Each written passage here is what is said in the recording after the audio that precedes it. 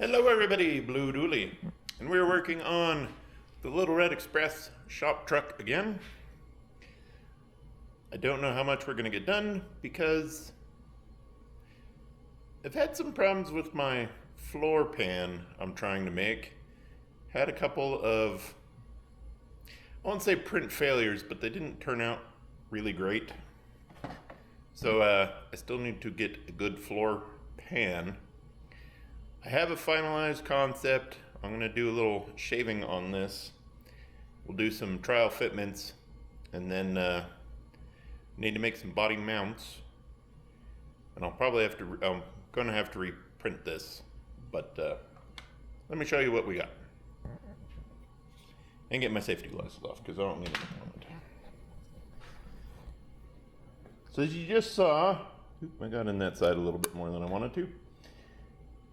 We're chopping the floor out because I'm going to give the truck a wood bed.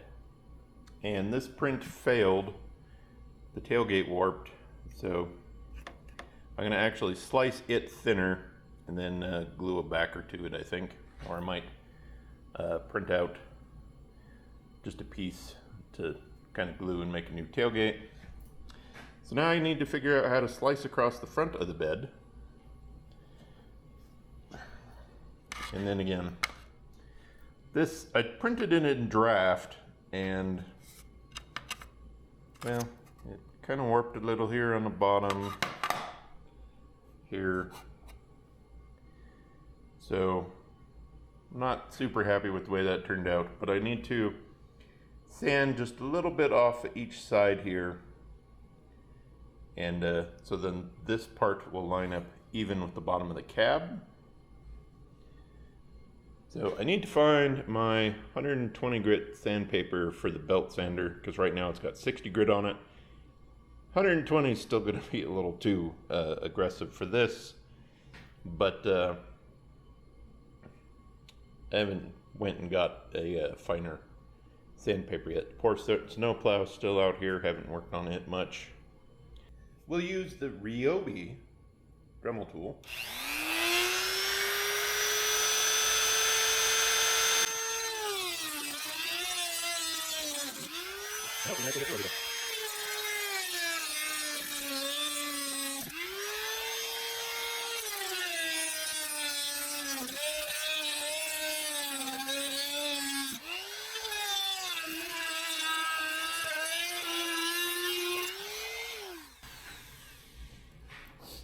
Don't know if we cut all the way through the floor or not. Oh, we did. Woohoo! Sweet.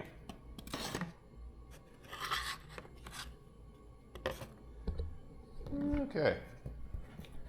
So as you can see, I got a lot closer to the bedside on this side than I did on this side. In fact, actually, I still got inner fender. And I don't over here. That's okay, I can probably slice off a little bit of that and glue it back. But we will have to do some more hole filling and a lot more cleanup.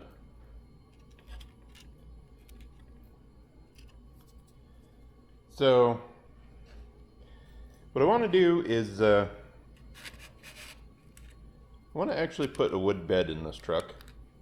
I got some balsa wood to make floor out of. So again, we'll have to do a lot of putty work to fill in the holes and gaps and things. Of course, where the tailgate is needs some work. Fill that stuff in. Of course, clean up where the bandsaw cut through it. Clean the grease off from the bandsaw. So I did get this angle shaved a little bit with belt sander. Got a little more off that side. Right now, I think there's a hinge here on the tailgate right in the middle of where the floor is. So Let me chop the tailgate off real quick, and we'll come back. I need to adjust my wheelbase. Apparently I didn't get the rear axle quite far enough forward, and the front axle not quite far enough backwards to fit this wheelbase this truck needs. So I changed my floor pan. So the battery is going to sit underneath the seat. I need to move this hole towards the driver door here a little bit to get the battery a little more centered. And then I've already adjusted it, but the firewall needs to go just a few millimeters towards the front, as it's pretty much right in line with the bottom of the windshield. I almost need to curve it just a little bit, but right now it's sitting on the transmission, and I have two popsicle sticks underneath this part of the cab to get it to sit right, which actually I'm not too upset with that ride height right now. I said the back of the cab needs to come down just a little bit, and of course shrink the wheelbase up. But this part I've been struggling with, trying to get some measurements right and angles right, and it aligned on the printer so it prints correctly. So let me adjust the wheelbase here, and we'll get the cab sitting where it needs to be, and the bed's pretty much good on the frame. It's going to pretty much sit right where that drops back down to go underneath the cab. So I do have it so the battery will come out the floor, run along the frame to the Fusion. The other thing you can see is motor and transmission are too far forward in front of the firewall for scale appearances. So with the firewall pushed forward a little bit, I also know I can move the motor transmission back a little bit. And I still need to design up the motor, the engine that's going to cover the motor. But you can see in there plenty of room for everything. Now the receiver and the light kit are going to mount to the firewall on this side underneath the hood, as the engine I'm going to put in there is going to be a little more modern than a carbureted one, so I figured the light kit will kind of look like I kind of disguised the light kit to maybe look like the heater core and stuff, and the receiver will kind of look like a fuse box sitting over here somewhere. I did print out some more parts. We'll grab them here. My desk is a mess like everything. So we do have a radiator for the truck. And all these parts come with the cab. And then the rear tail lights are from the short bed, which is a different particular model than the cab itself. We have brake booster, master cylinder and the booster. And I got the steering wheel printed out, which I put it on the highest detail the printer could do, all of these parts. So it took quite a while to print these, but the finish on them, just kind of need to clean them up just a little bit, and happy with the way they look. Getting the LEDs in these tail lights, that's going to be a trick. I might have to make my own tail lights, just so I can get the LEDs placed in them. So I'm going to adjust wheelbase. We'll come back. So I got the front end moved back, the rear end moved up. I just moved the rear end up one hole on the frame. And I think I might, well, the bed's kind of tilted a little angle. So this rear end might have to go forward just another notch or another hole. And then the cab still needs to come down a little bit. But I did clean up the bumper so you can see the front end of the truck minus the hood. And didn't quite get the grill 100% level. It's just a teensy bit down on this side. In fact, I don't even know how good it's going to show up. But the front suspension is completely back in place. Just doesn't seem like the motor and the transmission are sitting far enough back. But I can probably move it back one more hole. And it might just be the scale of the body too. So the only issue I did have is you'll see a zip tie around one side of the servo mount, as that brought it back. I moved it back so far that there's not a hole in the chassis to drill that, or to screw that other end in at. So that might just be because this is a short bed. If it was a longer bed, I could have the cab a little farther forward. So for the suspension and steering I designed, where all of this stuff mounts on the chassis will depend on what body you have. So you may have to drill an extra hole in the chassis to mount the servo the way I have it. Or again, you can mount it behind, maybe up farther a little forward. So there's still quite a bit of flexibility with the suspension system.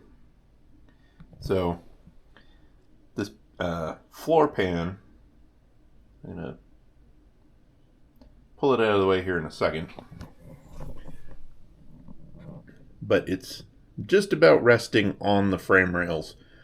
So I'm going to go into CAD, adjust it so the outside comes inside the frame just a little bit.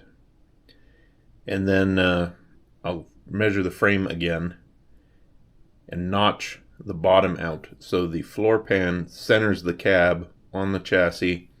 It sits down a little lower. So that'll bring the whole cab down quite a bit. And the rear end and the bed, let's get the cab out of the way so we got some a little more light. Make sure we'll turn the truck around.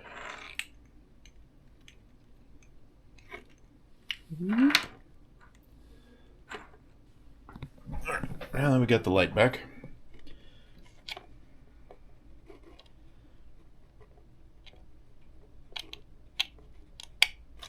Okay.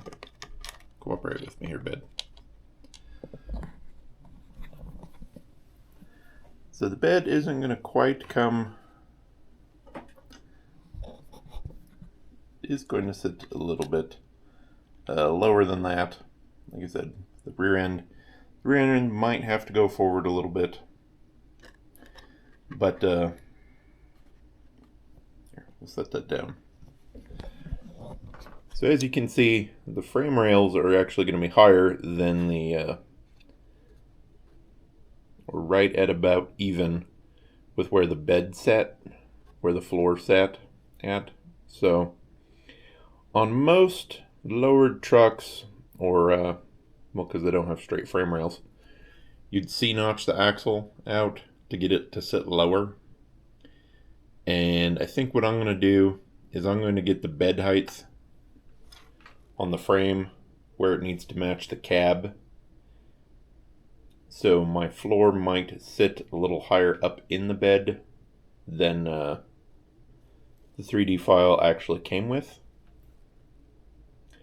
Again, you kind of gotta adjust how you want it to look, not necessarily how it was originally designed.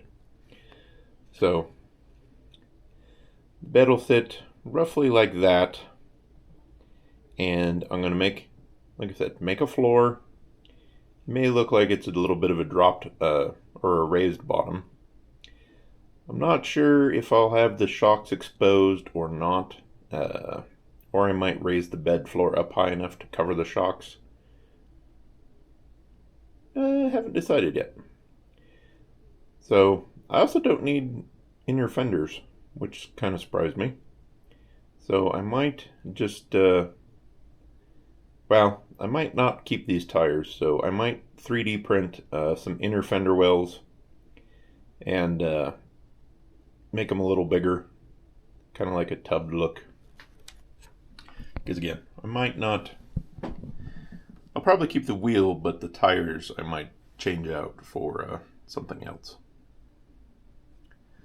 But the motor and transmission mounts, I can only go back one more hole. There's plenty of mounts down here to go back further, but the motor pretty much is at where it's going to be. And I kind of like having the motor directly over the front end. So I need to design the engine cover that's going to go over this cover. We'll have all the wires come out the back, probably the intake. And then the receiver is going to sit probably over here on the driver's side somewhere. And then the light kit will be over here on the passenger side. Like I said, you can kind of see, if you're getting close enough, I'm like 2 holes past where the end of the holes are. So I will have to drill a new hole for that, but still happy with that servo mount. It's even zip tied, it's still pretty tight. So, and as I mentioned in the other video, that servo is also going to have a double-sided tape on it, so that'll really cinch this in place good, and the servo shouldn't go anywhere. And that 55 micro, man, I'm really impressed with how well it turns these tires. So we'll see after battery, body, everything else on here, if maybe I need to step it up to the 99 or if the 55 will work.